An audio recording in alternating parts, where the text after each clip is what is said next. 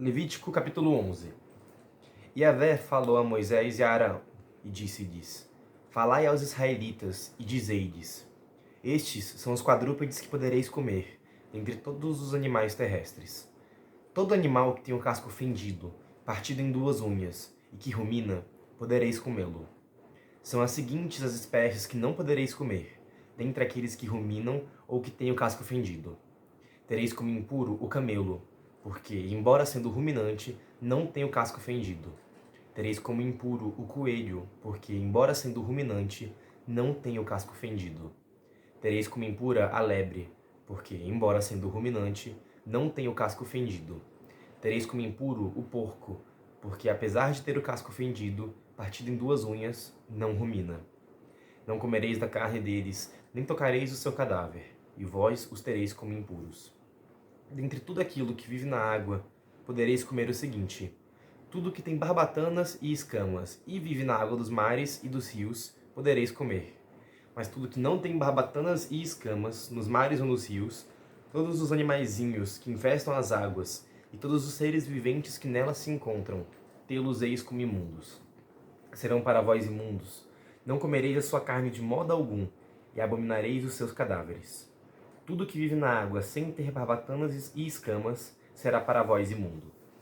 Dentre as aves, tereis por imundas, e não se comerão, pois que são imundas, as seguintes: o abutre, o jipaeto, o chofrango, o milhafre negro, as diferentes espécies de milhafre vermelho, todas as espécies de corvo, o avestruz, a coruja, a gaivota e as diferentes espécies de gavião, o mocho, o alcatraz, o ibis, o grão-duque, o pelicano, o abutre branco, a cegonha e as diferentes espécies de garça, a roupa e o morcego. Todos os insetos alados que caminham sobre quatro pés serão para vós imundos. De todos os insetos alados que caminham sobre quatro pés, não podereis comer a não ser os seguintes: aqueles que têm patas além dos pés para saltarem sobre a terra. Dentre eles, podereis comer os seguintes: as diferentes espécies de locustídeos, de gafanhotos, de acrídeos, de grilos. Contudo, todos os insetos alados de quatro pés, tê-los-eis como imundos. Contraireis impureza deles. Todo aqueles que tocar o seu cadáver ficará impuro até a tarde. Todo aquele que transportar o seu cadáver deverá lavar as suas vestes e ficará impuro até a tarde. Quanto aos animais que têm casco, porém não dividido, e que não ruminam, considerá-los-eis impuros. Todo aqueles que os tocar ficará impuro. Todos os animais de quatro patas que caminham sobre a planta dos pés serão para vós impuros. Todo aquele que tocar o seu cadáver ficará impuro até a tarde. E todo aquele que transportar o seu cadáver deverá lavar as suas vestes e ficará impuro até a tarde. Eles serão impuros para vós. Dentre os animais que rastejam pela terra, são os seguintes os que considerareis impuros: a toupeira, o rato e as diferentes espécies de lagartos, geco, crocodilo da terra, lagarto, lagarto da areia e camaleão. Dentre todos os répteis, estes são aqueles que considerareis impuros. Todo aquele que os tocar quando estiverem mortos ficará impuro até a tarde. Todo objeto sobre o qual cair um deles, estando morto, se torna impuro. Todo utensílio de madeira, veste, couro, saco, enfim, qualquer utensílio, será lavado em água e ficará impuro até a tarde. Depois ficará puro. Todo vaso de argila no qual cair um deles será quebrado. O seu conteúdo é impuro. Todo alimento que se come será impuro, ainda que seja só umedecido com água, e toda bebida que se bebe será impura, qualquer que seja o recipiente. Tudo aquilo sobre o que cair um dos seus cadáveres será impuro. Forno e estufa serão destruídos, pois se tornam impuros e serão impuros para vós. Contudo, fontes, cisternas e lagos permanecerão puros. Todo aquele que tocar nos seus cadáveres ficará impuro. Se algum dos seus cadáveres cair sobre uma semente qualquer, permanecerá pura. Porém, se o grão foi umedecido com água e um dos seus cadáveres cair sobre ele, tê-lo-eis por impuro. Se morrer um dos animais que vos servem de alimento, quem tocar o seu cadáver ficará impuro até a tarde. Quem comer da sua carne deverá lavar as suas vestes e ficará impuro até a tarde. Quem transportar o seu cadáver deverá lavar as suas vestes e ficará impuro até a tarde. Todo réptil que anda de rasto sobre a terra é imundo, não se comerá. Tudo que se arrasta sobre o ventre, tudo que caminha sobre 4 ou mais patas, enfim, todos os répteis que se arrastam sobre a terra, não comereis deles, pois são imundos. Não vos tornei vós mesmos imundos com todos estes répteis que andam de rasto. Não vos contamineis com eles, e não sejais contaminados por eles. Pois sou eu, Yahvé, o vosso Deus. Fostes santificados, e vos tornastes santos, pois que eu sou santo. Não vos torneis, portanto, impuros com todos esses répteis que rastejam sobre a terra. Sou eu, Yahvé, que vos fiz subir da terra do Egito para ser o vosso Deus. Sereis santos, porque eu sou santo. Essa é a lei referente aos animais, às aves, a todo ser vivente que se move na água e a todo ser que se rasteja sobre a terra. Tem por finalidade separar o puro e o impuro, os animais que se podem comer e aqueles que não se devem comer. Então esse capítulo começa com uma terceira parte agora do Levítico, né, que vai falar sobre a questão dos alimentos puros e impuros. Essa questão dos alimentos, eu ouvi aqui, conversando também com as pessoas, 3 aspectos que poderiam assim, explicar qual é a relevância disso.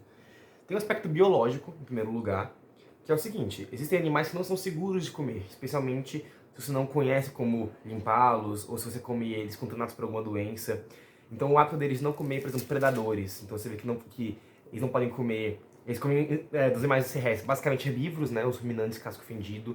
Eles não comem animais que se arrastam na sujeira, como os porcos, não comem predadores. Os animais aquáticos, eles não comem tubarão, eles não comem camarão e outros crustáceos. Então, das aves, não comem as aves que se alimentam de cadáveres, como os abutres, os corvos. Eles não comem insetos. Então, assim, existe um aspecto possivelmente muito biológico aqui, que foi herdado de gerações mesmo, assim. Então, você tem que... O aspecto de segurança alimentar influencia também na cultura daquele povo, de conhecer e passar entre si quais são os animais que são seguros ou não de se comer. Beleza, isso aí é um aspecto mais antropológico, mais histórico, assim, de querer explicar esse motivo. Mas tem mais coisa por trás disso. Existe um aspecto aqui religioso/sacerdotal, que é importante. Que é essa daqui na própria nota de rodapé, como os animais que são considerados puros, os animais que são próprios para a oferenda também, são animais que aproximam o homem de Deus. Então, os mamíferos, como a gente falou, o peixe, que é um animal que a gente até hoje tem como referência, principalmente a Jesus, né, um símbolo importante para os primeiros cristãos, e as aves, especialmente ali as codornas, as rolinhas. Então, assim, são animais que aproximam de Deus. E, por sua vez, os animais impuros têm esses animais que ou são associados a figuras impuras na própria religião judaica, ou então são animais que são considerados santos por religiões pagãs. Então, se tinha algum... Aqui não tem nenhum exemplo mais claro que eu poderia dar para vocês, poderia até pesquisar, mas que a ideia de que se tem algum animal que outra religião de um povo ali da região considera santo, então para os judeus aquele animal seria impuro por isso. Seria também uma forma assim, de resistência religiosa num local que é cheio de religiões que são muito avessas ao povo judeu. E, bem, e o terceiro aspecto, então, é o aspecto teológico. Porque tudo aquilo que está no Antigo Testamento recebe uma nova interpretação também no Novo Testamento. Mas isso aqui foi muito legal, que é, qual foi a relevância dessa formação, dessa dieta muito diferente para os judeus naquela época, para o povo hebraico? A ideia é que no que você coloca tantas restrições para esse povo poder comer, esse povo acaba se unindo em torno da mesa. Ele se torna um povo reunido em torno do alimento, porque isso diferencia esse povo dos povos ao redor. Então, o hebreu não podia comer na casa de alguém que não fosse hebraico, porque ele não poderia comer a comida deles. Então, isso meio que força o povo a se unir como um povo só, em torno da refeição. E por que isso é importante? Porque, nesse momento, Deus quer anunciar para o seu povo, que é o povo hebraico, e usa do alimento então para que esse povo se una em torno dele mesmo, em torno da mesa. E quando Jesus faz a última ceia e depois começa a religião cristã, Deus expande a noção do povo escolhido não só para o povo hebraico, mas para todos os povos da terra. E assim como o povo hebraico se unia por essa dieta restrita em torno da mesa, a ideia é que o povo cristão, que é o novo povo santo, se reúna em torno da refeição. Só que no caso da refeição, sendo a Eucaristia, sendo o corpo de Cristo. Então, a importância de se estabelecer uma refeição, sentar-se à mesa e partilhar uma refeição como algo central à existência de um povo e de uma religião. Essa é uma ideia muito importante aqui para os hebreus e que a gente herda como cristãos. Bem, uma outra coisa que eu vi aqui no final, então, já partindo da parte da dieta, mas tem um parênteses aqui legal que fala sobre as coisas que se tornam impuras quando tocam cadáveres ou animais impuros, mas fala que ainda que caia um cadáver de um animal impuro em fontes cisternas e lagos, eles permanecem impuros. Tem-se, já desde essa época, os corpos de água, especialmente corpos de água doce, como algo que purificam. Então, eles não se tornam impuros porque a própria água purifica. Isso é muito legal, tem tudo a ver com o batismo. Então, assim como a água dos lagos, das cisternas, das fontes purifica aquilo que é impuro, a água do batismo purifica a gente. Depois que a gente nasce, depois que a gente é batizado, do pecado original, da mancha do pecado original. Esse papel da água como algo que purifica é extremamente relevante em toda a história da Bíblia, né? E desde aqui a gente já vê esses primícios. Tem uma última coisa que talvez alguém tenha reparado, que eu dei um sorrisinho no final, que eu não tinha reparado nisso antes, mas aí no versículo 45 fala: Sou eu, Yahvé, que vos fiz subir da terra do Egito para ser o vosso Deus. Sereis santos, porque eu sou santo. Uma grande diferença que separa mesmo assim a noção da teologia católica da teologia dos protestantes é a questão da analogia. Nós católicos acreditamos que é possível existir no âmbito teológico, no âmbito metafísico, analogia.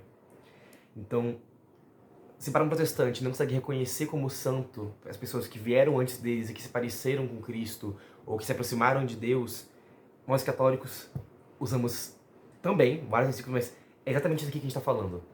Nós somos santos não porque a gente é massa, porque a gente é cabuloso, mas porque Deus é santo. E por meio da graça dele, a gente se aproxima dele. E no que a gente se aproxima dele, a gente pode ser reflexo da graça dele no mundo. Isso é importante. Deus quer que nós sejamos santos no mundo, que quem seja sal da terra e luz do mundo. E ser santo quer dizer você conseguir alcançar a graça de encontrar Deus na morte. Então, a ideia da analogia, de que nós somos santos por analogia, porque só Deus é santo. Realmente, nossos irmãos protestantes, quando falam que só Deus é santo, eles não estão errados. Só Deus é santo. Mas nós somos santos por analogia a Deus, porque a gente só é santo no dia que a gente se liga a Deus. Tem outras questões que são importantes na analogia também, em outros aspectos teológicos que eu posso mencionar mais pra frente, mas hoje era isso, assim.